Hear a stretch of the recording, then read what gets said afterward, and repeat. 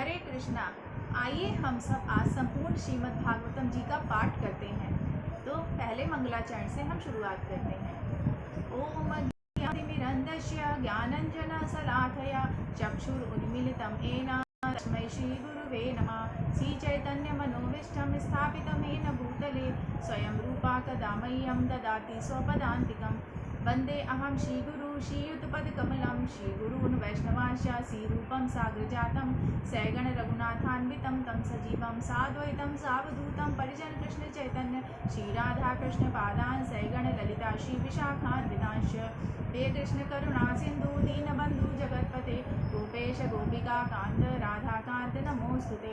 तप्तकाञ्चन गौराङ्गी श्रीराधे वृन्दावनेश्वरी वृषभानुसुते देवी प्रणमामि हरिप्रिये। जय श्री कृष्ण चैतन्य प्रभु नित्यानंद श्री अद्वैत गदाधर शिवासादि गौर भक्तवृंद। हरे कृष्णा कृष्णा कृष्णा हरे हरे, हरे रामा रामा हरे। शील प्रभुपाद की जय। स्कंद 1 अध्याय 1 मुनियों की जिज्ञासा। ओम नमः भगवते वासुदेवाय।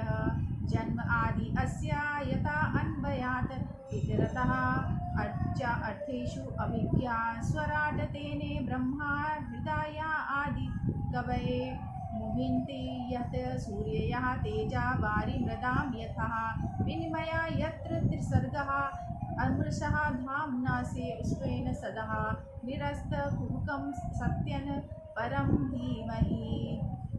हे प्रभु, हे वासुदेव, श्री कृष्ण, हे सर्वव्यापी भगवान, मैं आपको सादर नमस्कार करता हूँ। मैं भगवान श्री कृष्ण का ध्यान करता हूँ क्योंकि वे परम सत्य हैं और ब्रह्मांड के उत्पत्ति के पालन तथा संहार के समस्त कारणों के आदि कारण हैं।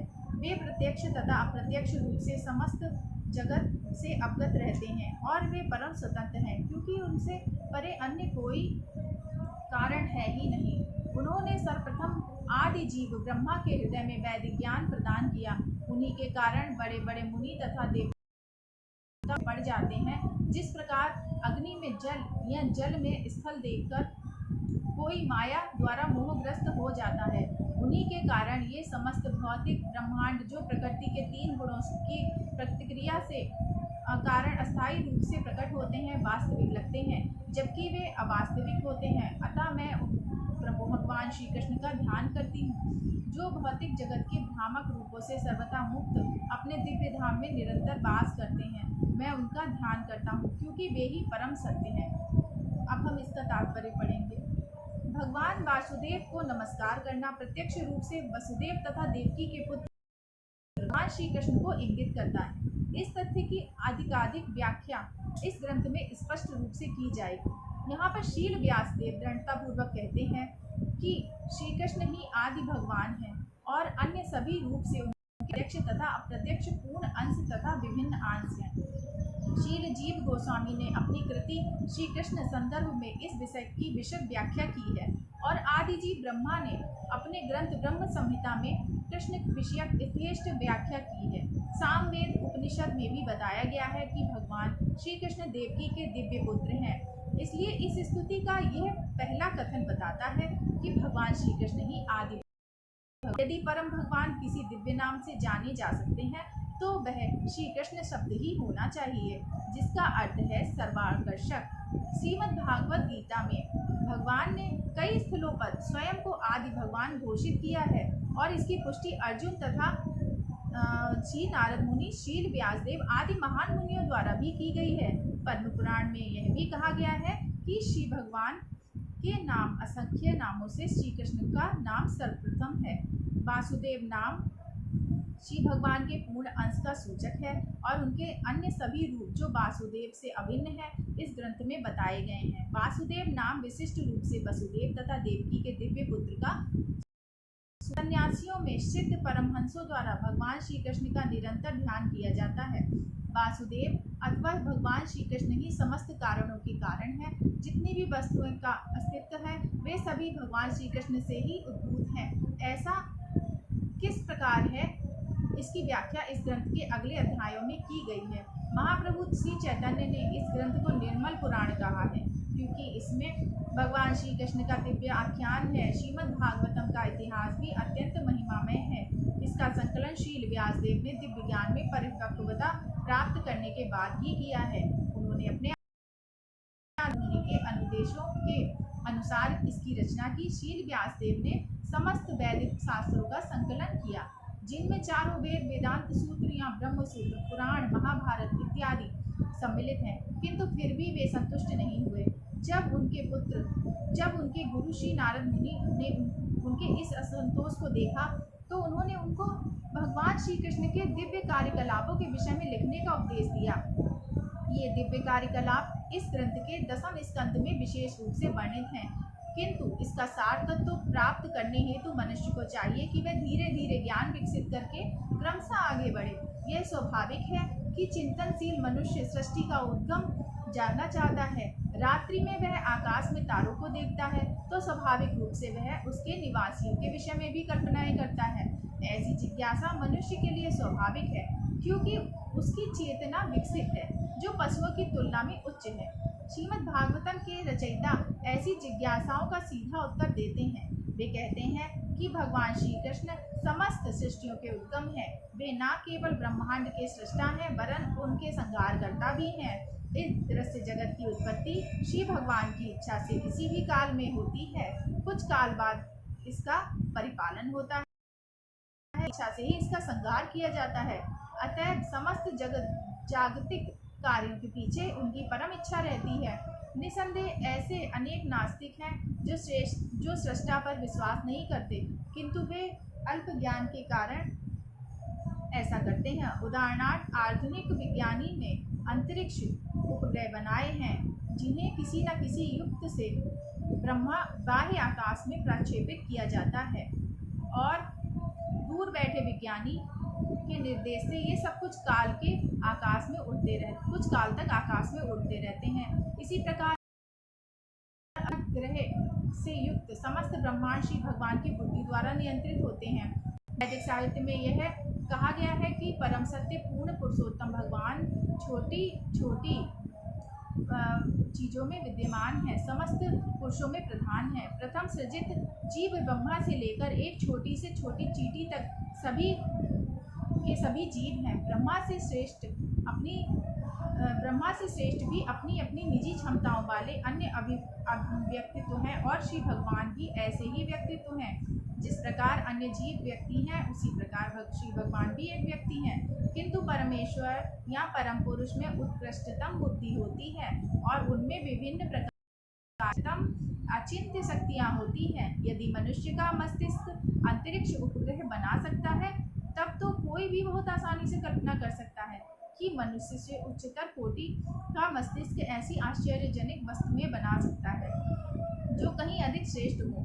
विचारवान व्यक्ति इस तर्क को आसानी से स्वीकार कर लेगा, किंतु कुछ ऐसे कट्टर नास्तिक होते हैं जो इससे कभी सहमत नहीं होंगे।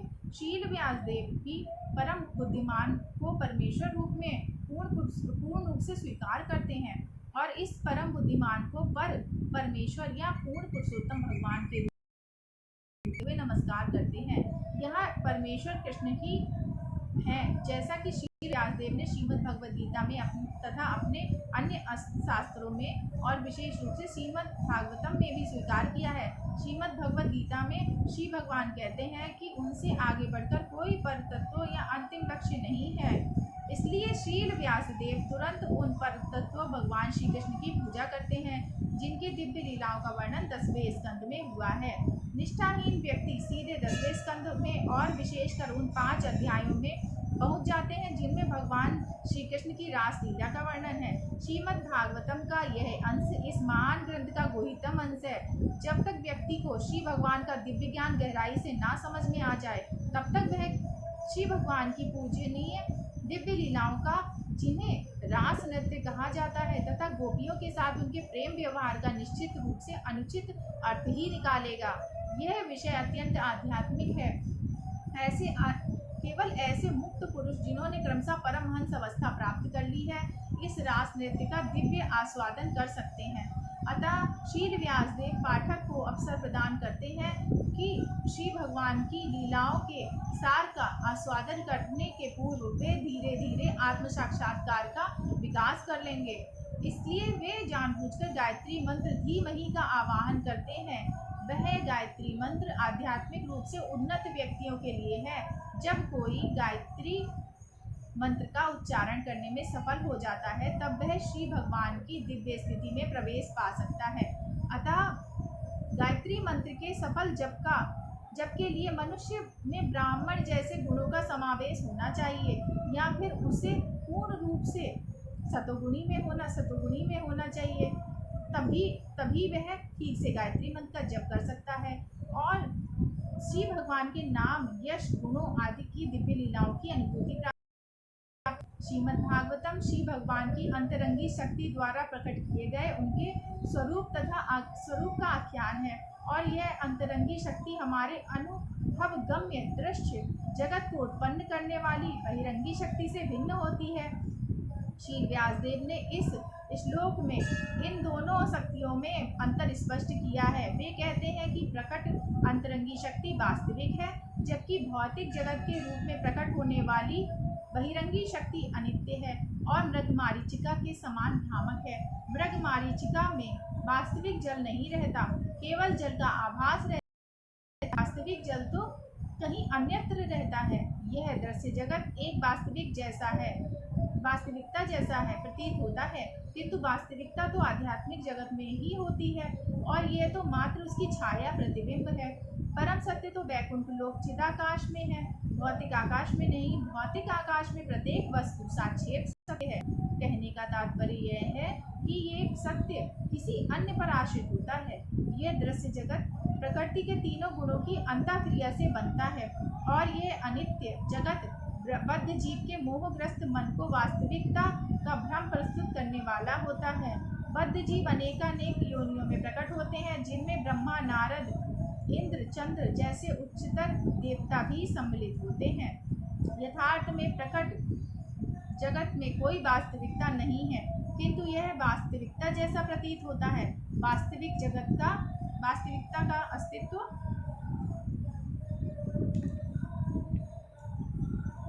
तो आध्यात्मिक जगत में है।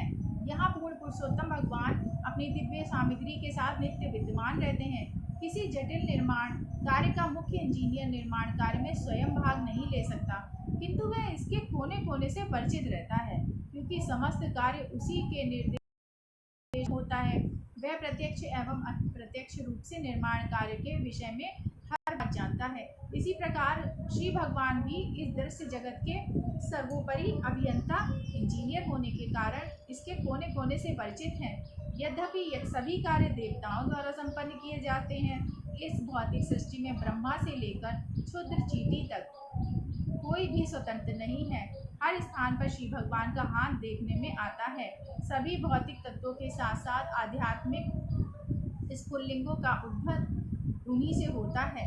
इस भौतिक जगत में और जो कुछ भी है वह भौतिक जगत तथा आध्यात्मिक अपरा तथा परा शक्तियों से ही अंतःक्रियाओं से होता है, जो परम सत्य भगवान श्री कृष्ण से उद्भूत होती हैं। एक रसायन शास्त्री अपने प्रयोगशाला में बैठे बैठे हाइड्रोजन तथा ऑक्सीजन से मिलाकर जल उत्पन्न कर सकता है, किंतु वास्तव में जीव तो परमेश्वर के निर्देशानुसार प्रयोगशाला में कार्य करता है और वह रसायन वेदता जिन सामग्रियों से कार्य संपन्न करता है वे श्री भगवान द्वारा प्रदान की गई हैं। श्री भगवान प्रत्यक्ष तथा अप्रत्यक्ष रूप से प्रत्येक वस्तु से परिचित हैं तथा वे सभी को जानने वाले हैं और संपूर्णतः स्वतंत्र हैं। उनकी तुलना सोने की खान से की गई है, जबकि विभिन्न रूपों वाले दृश्य जगत की तुलना सोने से बनी विविध वस्तुओं से की जा सकती है, जैसे सोने की अंगूठी, हार इत्यादि। सोने की अंगूठी तथा सोने के हार के गुण खान में पाए जाने वाले सोने के समान ही होते हैं, किंतु खान का सोना परिमाण में भिन्न है, अतः परम सत्य एक ही है और साथ ही साथ भिन्न भी है। कोई भी वस्तु पूर्ण रूप से परम सत्य के समान नहीं है, किंतु साथ ही परम सत्य से स्वतंत्र भी नहीं है। संपूर्ण ब्रह्मांड के शिल्पी ब्रह्मा से लेकर एक नगण्य चींटी तक सभी बद्ध जीव सृजन का कार्य करते हैं, किंतु इनमें से कोई भी परमेश्वर से स्वतंत्र नहीं है। भौतिकवादी व्यक्ति व्यर्थ ही सोचता है कि उसके अतिरिक्त अन्य कोई सृष्टा नहीं है। यह माया का भ्रम है। अल्प ज्ञान के कारण भौतिकवादी अपनी अपूर्ण इंद्रियों के परे देख नहीं पाता और इस प्रकार वह सोचता है कि पदार्थ किसी श्रेष्ठ बुद्धि या सहायता के बिना स्वतः ही आकार ग्रहण करता है। किंतु शील व्यासदेव ने इस श्लोक का इसका खंडन किया है, चूंकि परम पूर्ण या परम सत्य प्रत्येक वस्तु के उद्गम है, अतः शरीर से स्वतंत्र कोई भी वस्तु नहीं हो सकती। देह के साथ जो कुछ भी घटित होता है वह देही को तुरंत ज्ञात हो जाता है। इसी प्रकार यह सृष्टि उस परम पूर्ण शरीर का शरीर है, अतः इस सृष्टि में जो कुछ भी घटित होता है उससे वे प्रत्यक्ष तथा अप्रत्यक्ष रूप से परिचित हैं। श्रुति मंत्र में यह भी कहा गया है कि परम पूर्ण या ब्रह्म समस्त वस्तुओं का सर्वोच्च उद्गम है। प्रत्येक वस्तु उन्हीं से उद्भूत है, उन्हीं के द्वारा पालित है और अंत में उन्हीं में प्रवेश कर जाती है। यही प्रकृति का नियम है। मनु स्मृति मंत्र में इसी की पुष्टि की गई है। यह कहा गया है कि ब्रह्मा के कल्प के प्रारंभ में जिस उद्गम से समस्त वस्तुएं उद्भूत होती हैं और अंततः जिस अगार में वे प्रवेश करती हैं वह परम सत्या ब्रह्मा है। भौतिक विज्ञानी ये मानते चले हैं कि ग्रह मंडल का उद्गम सूर्य है, किंतु वे सूर्य का उद्गम नहीं बता पाते। यहाँ पर इस सर्वोच्च उद्गम की व्याख्या की गई है। वैदिक शास्त्रों के अनुसार ब्रह्मा जो सूर्य के तुल्य माने जा सकते हैं, परम सृष्टा नहीं है। इस श्लोक में कहा गया है कि ब्रह्मा को वैदिक ज्ञान श्री भगवान द्वारा ही प्रदान किया गया है। कोई चाहे तो यह तर्क कर सकता है कि प्रथम जीव होने के नाते ब्रह्मा को प्रेरित नहीं किया जा सकता था, क्योंकि उस समय कोई दूसरा जीव मौजूद नहीं था। यहाँ पर यह कहा गया है कि परमेश्वर ने गौड़ सृष्टा ब्रह्मा को प्रेरित किया, जिससे वे सृजन का कार्य कर सकें। अतः समस्त सृष्टि के पीछे जो परम बुद्धि कार्य करती है वह पर ब्रह्म श्री कृष्ण है। श्रीमद् भगवद गीता में भगवान श्री कृष्ण कहते हैं कि वे ही सृजक शक्ति यानी प्रकृति का निरीक्षण करते हैं, जिससे सभी पदार्थ बने हैं। अतएव शील व्यासदेव ब्रह्मा की नहीं अपितु परमेश्वर की पूजा करते हैं, जो सृष्टि कार्यों में ब्रह्मा का मार्गदर्शन करने वाले हैं। इस श्लोक में अविद्या तथा स्वराट शब्द महत्वपूर्ण है। ये दो शब्द मिलकर परमेश्वर और अन्य सभी जीवों में अंतर बताते हैं। दूसरा कोई भी जीव अविज्ञ तथा स्वराट नहीं है, अर्थात कोई भी जीव ना तो पूर्ण रूप से जानता है और ना ही पूर्ण रूप से स्वतंत्र है। यहाँ तक कि सृष्टि करने हेतु ब्रह्मा को भी परमेश्वर का ध्यान करना पड़ता है। तो फिर आइंस्टाइन जैसे महान वैज्ञानिकों का साथी क्या है? ऐसे वैज्ञानिकों का मस्तिष्क निश्चित रूप से नहीं है। जब कोई विज्ञानी ऐसा मस्तिष्क नहीं बना सकता तो फिर उन अल्पज्ञ नास्तिकों का तो कहना ही क्या, जो श्री भगवान की सत्ता को चुनौती देते हैं। यहाँ तक कि मायावादी निर्विशेषवादी जो श्री भगवान से एकाकार होने की डींग मारते हैं, ना तो अविज्ञा है और ना स्वराट। ऐसे निर्विशेषवादी श्री भगवान से एकाकार होने हेतु ज्ञानार्जन हेतु कठिन तपस्या करते हैं, किंतु अंततः वे किसी ऐसे धनी शिष्य पर आश्रित हो जाते हैं जो मठ तथा मंदिर बनवाने हेतु उन्हें धन प्रदान करते हैं। रावण या हिरण्यकश्यप जैसे नास्तिकों को श्री भगवान की सत्ता का विरोध करने के पूर्व कठिन तपस्या करनी पड़ी थी, सहाय बन गए, और जब श्री भगवान क्रूर मृत्यु के रूप में उनकी समक्ष प्रकट हो गए, अपने आप को बचा नहीं पाए। यही हाल उन आधुनिक नास्तिकों का है जो श्री भगवान की सत्ता की अवमानना करते हैं। ऐसे नास्तिकों को वैसे ही दंड मिलेगा, क्योंकि इतिहास की पुनरावृत्ति होती है। जब जब लोग ईश्वर की सत्ता की उपेक्षा करते हैं, तब तब प्रकृति तथा उनके नियम उन्हें दंड देते हैं। इसकी पुष्टि श्रीमद् भगवद गीता के इस सुप्रसिद्ध श्लोक द्वारा भी होती है। यदा यदा ही धर्मस्य ग्लानिर्भवति भारत अभ्युत्थानम् अधर्मस्य तदात्मानं सृजाम्यहम्। मैं धर्म की हानि देखता हूँ और धर्म की हानि होती है और अधर्म की वृद्धि होती है, तब तब वे, हे अर्जुन, मैं स्वयं अवतारित होता हूँ। श्रीमद् भगवद गीता 4.7 का ये श्लोक है। परमेश्वर परम पूर्ण है, इसकी पुष्टि समस्त श्रुति मंत्रों द्वारा होती है। श्रुति मंत्रों में ही कहा गया है कि परम पूर्ण भगवान श्री कृष्ण ने ही पदार्थ पर दृष्टिपात किया और इस प्रकार सभी जीवों की उत्पत्ति हुई। ये जीव श्री भगवान के अंश रूप हैं। वे ही इस विशाल भौतिक सृष्टि को आध्यात्मिक स्फुल्लिंग रूपी बीज से अभिष्ट करते हैं और इस प्रकार सृजनात्मक शक्ति देती हैं, जिससे अनेक आश्चर्यजनक सृष्टियां उत्पन्न होती हैं। नास्तिक यह तर्क कर सकता है कि ईश्वर घड़ी बनाने वाले से अधिक दक्ष नहीं है, किंतु ईश्वर निश्चित रूप से अधिक श्रेष्ठ है, क्योंकि वे यंत्रों के नर तथा मादा दोनों रूपों को बना सकते हैं। फिर ये विविध नर मादा यंत्र ईश्वर द्वारा अधिक ध्यान दिए बिना कैसे अपने जैसे असंख्य यंत्र उत्पन्न करते चले जाते हैं। यदि मनुष्य ऐसे यंत्र का जोड़ा बना सके जो उसकी देखरेख के बिना ही अन्य यंत्र उत्पन्न कर सके, तब जाकर वह ईश्वर की बुद्धि पर के पास पहुंच सकता है, किंतु ऐसा अभी तक संभव नहीं है, क्योंकि प्रत्येक यंत्र करना होता है। अतः ईश्वर की तरह कोई कार्य कोई भी व्यक्ति सृजन नहीं कर सकता। ईश्वर का अन्य नाम असमौर्ध है, जिसका अर्थ है कि कोई ना तो उनके तुल्य है ना उनसे बढ़कर है। परम सत्यम वे हैं जिनके ना तो कोई समतुल्य है ना उनसे कोई श्रेष्ठ है। इसकी पुष्टि श्रुति मंत्रों में भी की गई है। ऐसा कहा गया है कि इस भौतिक ब्रह्मांड की उत्पत्ति के पूर्व श्री भगवान ही विद्यमान थे, जो हर किसी के स्वामी हैं। उन्होंने ही ब्रह्मा को वैदिक ज्ञान का उपदेश दिया। इन्हीं श्री भगवान की आज्ञा से सब प्रकार से पालने योग्य हैं। तो कोई भव बंधन से छूटना चाहता है, उसे उनकी शरण में जाना होगा। इसकी पुष्टि श्रीमद् भगवद गीता में भी की गई है।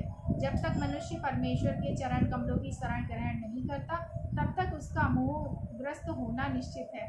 जब कोई बुद्धिमान पुरुष भगवान श्री कृष्ण के चरणाबिंद की शरण ग्रहण करके उनको समस्त कारणों का कारण मान लेता है, जैसा कि श्रीमद् भगवद गीता में भी कहा गया है, तभी वह व्यक्ति महात्मा बन सकता है। किंतु ऐसे महात्मा दुर्लभ हैं। केवल ऐसे महात्मा समझ सकते हैं कि श्री भगवान ही समस्त सृष्टियों के आदि